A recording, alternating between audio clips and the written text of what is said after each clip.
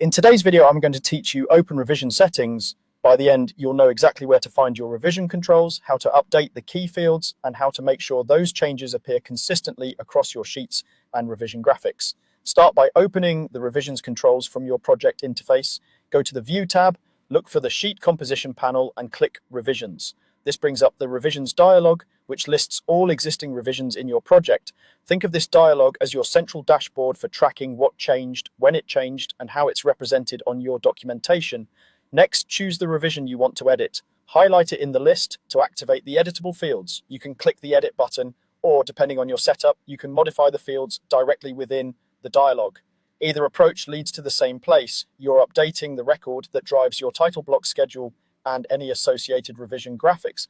Update the revision number or letter to match your project's convention. Some teams use numbers, others use letters. What matters most is consistency with your established standard.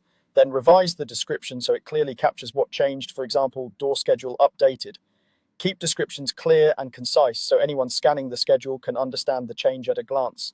If needed, adjust the date to reflect the official issue date for that revision. This is the date your team or client will reference later, so accuracy is important. You can also update the issued by field to reflect responsibility or approval following your project's documentation standards. This helps provide accountability and context for reviewers. You can also switch the revision type. Options typically include Cloud Plus Tag, which will display revision clouds and tags on the sheets, or numbering only, which updates the revision schedule without adding clouds. Choose the option that matches how you want the change to appear in your documentation set. For example, Cloud Plus Tag is useful for highlighting specific changes on drawings, whereas numbering only can be helpful for administrative updates that don't need to be flagged on the sheet.